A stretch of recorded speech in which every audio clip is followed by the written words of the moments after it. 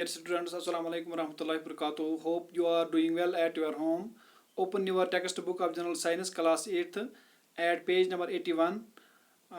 Topic is combustion and flame. Our today's subtopic is uh, three necessary conditions for combustion. So, students, combustible substances, supporter of combustion, ignition temperature. These are the three conditions which are necessary for combustion to take place. Combustible substances. The presence of combustible substance is necessary for combustion to take place. A combustible substance is actually the food for fire.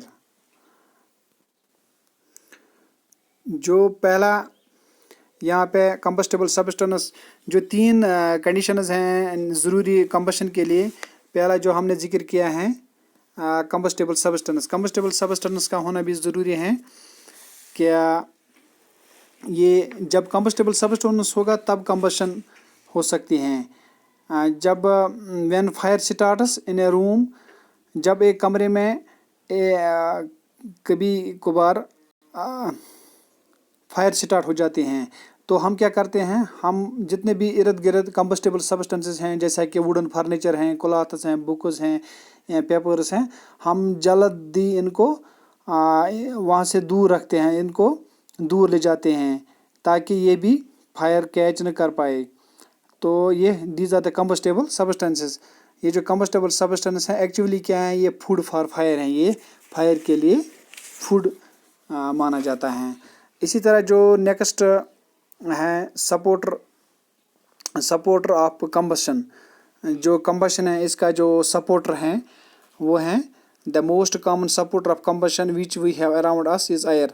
जो air हैं ये combustion के लिए बहुत important role अदा करता है, ये सपोर्टर हैं कंबशन के लिए। सो air is necessary for combustion. अगर एयर नहीं होगा तो कोई कंबशन होगी, तो कोई बर्निंग नहीं होगी। ये सपोर्टर हैं कंबशन का।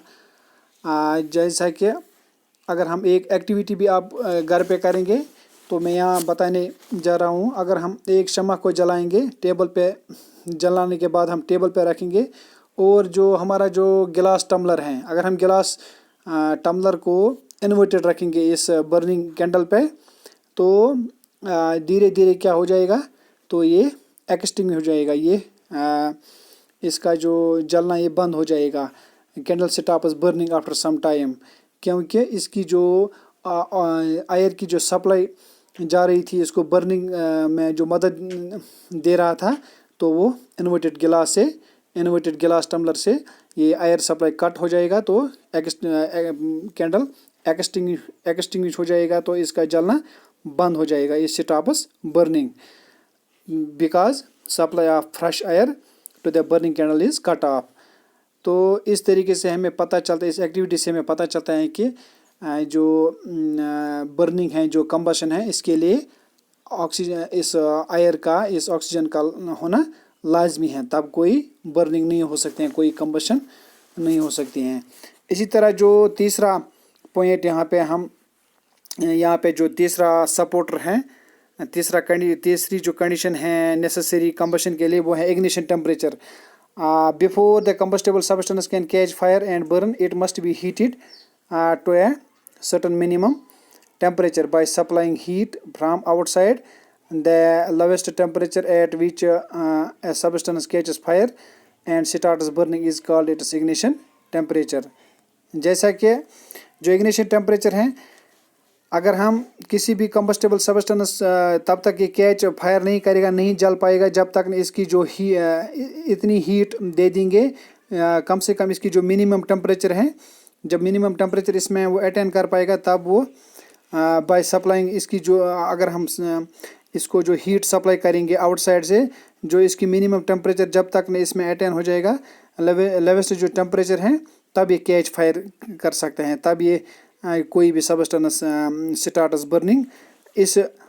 ये जो लोवेस्ट टेम्परेचर हैं, जिस टेम्परेचर पे एक सब्सटेंस कैच फायर करता है, स्टार्ट्स बर्निंग करता है, दिस इज़ कॉल्ड इग्निशन। इसी को इग्निशन टेम्परेचर बोलते हैं।